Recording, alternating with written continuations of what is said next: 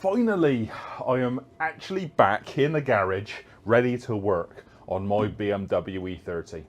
Now, I damaged my back several months ago, so I have been out of action and clucking to work on this again. So in this video, I'm going to start by tackling some of the easier sections to repair and prep. Now, that is going to be majority of this section of floor. And I have already started stripping back all of the underseal on the bottom of it. Now, my favourite method to remove this is with a multi-tool. It makes less mess than like a wire wheel and things like that. So when you have removed it all, it's nice, easy clean up. It's also very satisfying if you get the right amount of cutting action. It can take off large sections at a time. Now, it's not the perfect method, and it does still leave some residue that you need to clean up with the wire wheel and things like that. Yeah, I'm not too worried about that. It's more of a mess for me, which is why I choose that method. So, starting up the front here on this chassis, you can see there is some mild surface corrosion around. There's some little bit of surface rust around some brackets.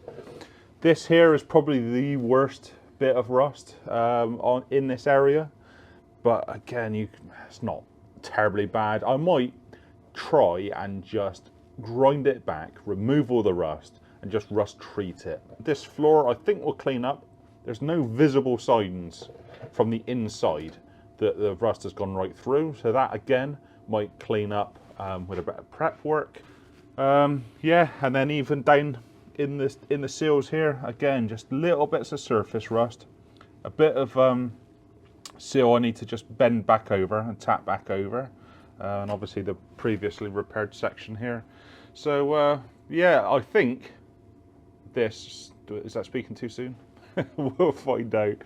But yeah, I'm hoping this now is going to be a nice section of just prep it, clean it, or clean it, prep it, whichever. Or at least I hope it is. So, I'm going to crack out the paint and rust discs for the grinder, some wire wheels, whatever else tools I need, and take this back to bare metal. So I started with just the chassis leg, just to take it back and see what it's looking like underneath all of the paint. And one thing I did underestimate while doing this job is just how many consumables you go through. These paint and rust removing discs, you seem to go through them for a pastime. So that is one thing, yeah, I definitely underestimated during this project.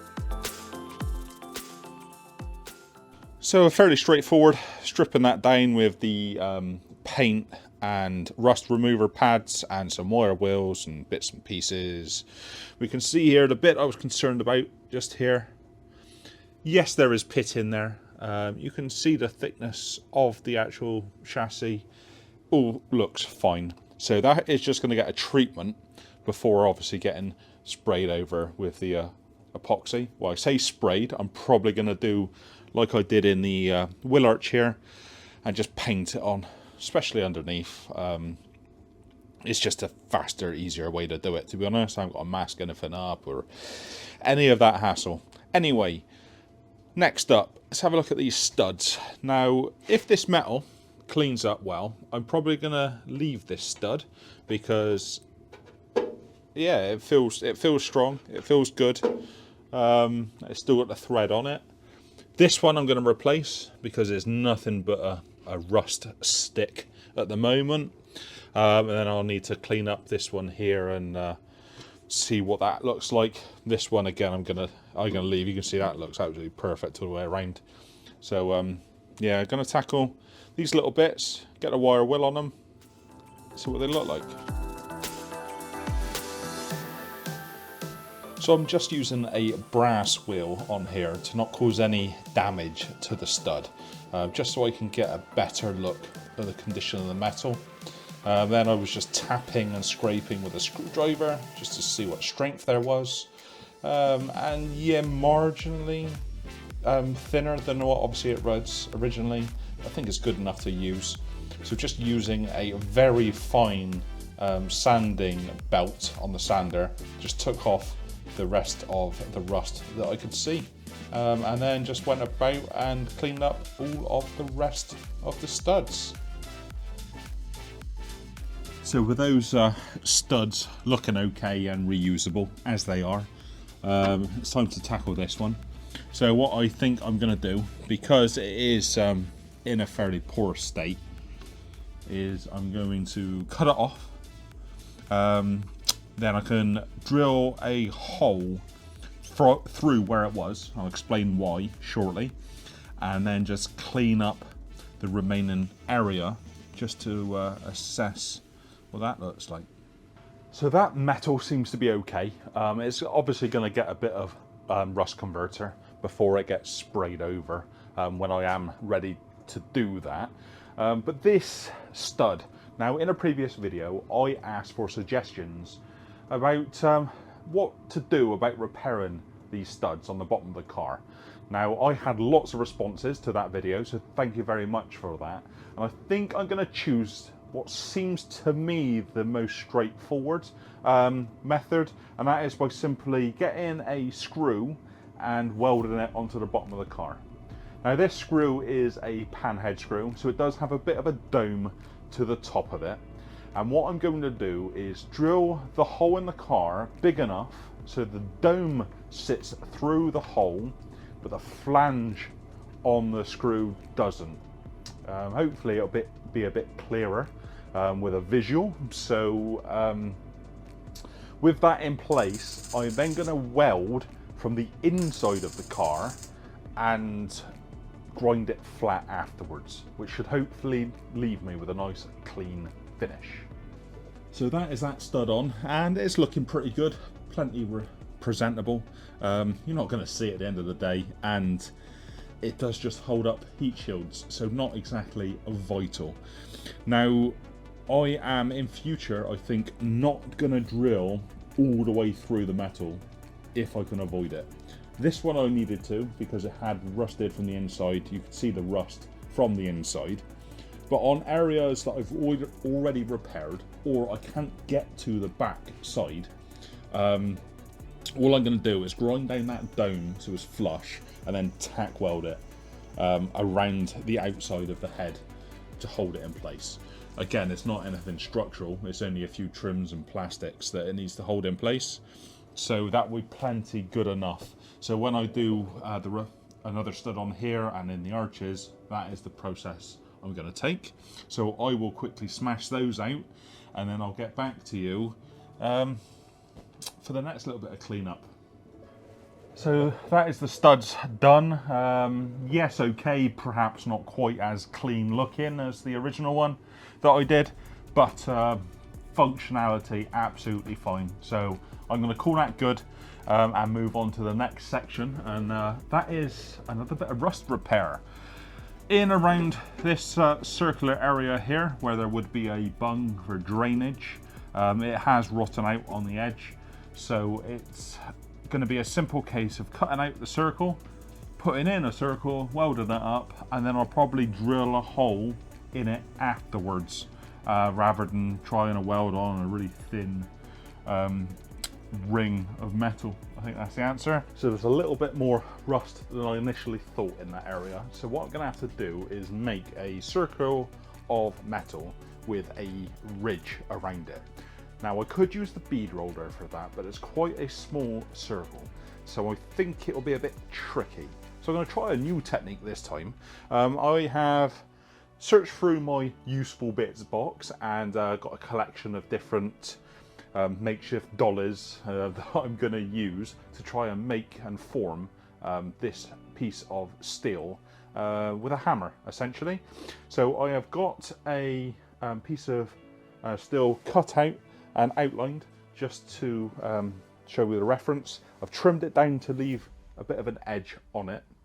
I'm essentially going to drill out the center hole in the middle, which will allow me to bolt it all together and clamp it in these makeshift dollies, which have got the same circumference as the indentation I'm trying to make. And then I'm just going to tap it around and keep tapping it, and hopefully it will form a bit of a dish, which will allow me then to fit it back onto the bottom of the car. So yeah, that's the process. And voila, there we go. A nice new piece welded in. Now I just enlarged the circle on the floor to be able to put that disc through. Then I held the disc in place so it was going through into the inside of the car, welded onto the floor and the side of the disc. You'll see what I mean when I'm showing you the footage, which essentially got it all welded in and strong. It just means, or it meant, that I had to clean up then the inside. Fairly straightforward, just got a finger sander in there, cleaned it up, prepped it, a bit of etch primer just to protect it for the time being. And then the outside, it looks okay, or it looked okay, but I just, again, got the sander and just knocked the edges off of the welds. This is going to get some underseal treatment on it anyway, so it will kind of blend it in a bit better. But that is now in and done. So that is another job ticked off the list. I've also straightened up this lower seal section just with a hammer and dolly. Nice, easy, just tap it back into shape. That was all well and good, and it leaves me with the task of cleaning up the remainder of this underseal on the bottom of this floor section. So stripping this back, for areas like this where there is some surface corrosion, now it isn't deep by any means, but it is there obviously. I'm going to take quite an aggressive approach with the grinder wire wheel, perhaps flappy disc if it needs it, take it back to bare metal, ready for a rust treatment. But areas like this over here, what I'm probably going to do is just take off the actual underseal, the glue that's left over, and that's just using like a brass attachment on a drill. That way it will leave the undercoat, the original e-coating on the car. Now my way of thinking is, if that e-coating is there for protection, I may as well leave it for extra protection. Whether that's the right or the wrong way to do it, I'm not entirely sure. But when I have got it all exposed, it will get keyed up with either Scotch-Brite or a DA sander, ready for actually keying the paint to it. So yeah, I don't think I'm going to film all of this. It's quite a laborious process. So I will probably just get back to you when this is cleaned up and ready to move on to paint preparation. Okay, just a small snippet of time lapse here just to show you the process. It's all quite straightforward, all the same. Just taking off all of this glue to expose any bare metal or e-coating. Okay, so I have got this section now cleaned up. I haven't done inside the tunnel because I am going to tackle the tunnel as a separate job, because it takes a lot of time and effort to do these little bits, and yeah, I just haven't got the patience for it. It would be nice just to get a section completed. So I have scuffed up all this area. Now I used a combination of a DA sander to get all the flat bits and the easy parts I can get to, then moved down to a smaller little rotational sort of sander on the airline, and got then some smaller areas, and the places where that I couldn't get to, I cracked out the old sandpaper and just scrubbed it all up. So note to future self, buy some Scotch-Brite pads because I've run out. So it is all now sanded back, and I've gone over it with the airline to blow it off. Now I need to go over it with several wipes with some cleaner, go over the whole lot, get it all clean, and then I can put some rust killer in the selected areas. Okay, as you can see, I got a white cloth here, and yeah, I kept scrubbing it until the cloth stayed white, and yeah, I'm going to go for that. So now I'm using a Dimetrol rust converter. It's got like an epoxy built into it, so I'm just going to go over like a lot of the frame rail areas that were corroded, around the studs, around this area, and And yeah, just in around places where there previously was a little bit of surface rust.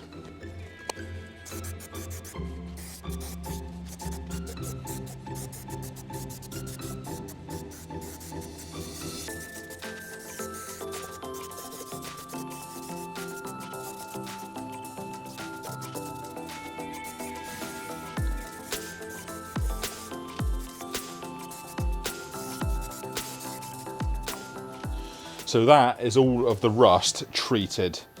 Now I have gone heavy-handed on this. There are runs and drips everywhere. I feel a little bit ashamed of myself, but at least the rust is all covered. Now this is a epoxy-based rust treatment, so it's like epoxy and primer at the same time. However, I am going to go over the rest of it with an epoxy primer. It's Novotal, I think it is. So yeah, I'm just going to go over that with a paintbrush because it's just the quickest, fastest way to do it, I think. Less mess, overspray, all that kind of stuff. So yeah, going to get that painted on, but I do need to let this flash off and set off quite a bit before I do that. And it's so cold out here, it might take a little while. So yeah, that's the next step.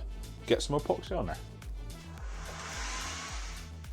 So I decided to use a heat gun just to heat the panels up, really. It both helped with the paint going onto it and also just flashing off, and they remained in little bits of epoxy.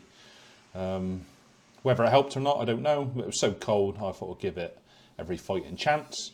And then you would have thought that I would have known better not standing in front of the camera or trying to mix this epoxy paint up. That's just a 2-to-1 mix.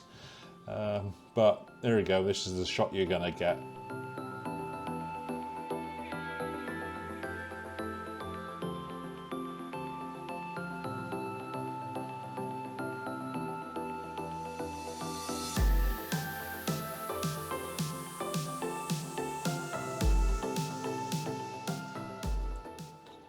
So I bought some disposable paintbrushes, just some cheap ones, because this brush will be toast after I've done this. So I've just slapped it on nice and thick, leaving paint marks, brushes, bristles everywhere. But it's all coated and hopefully protected for a good few more years yet.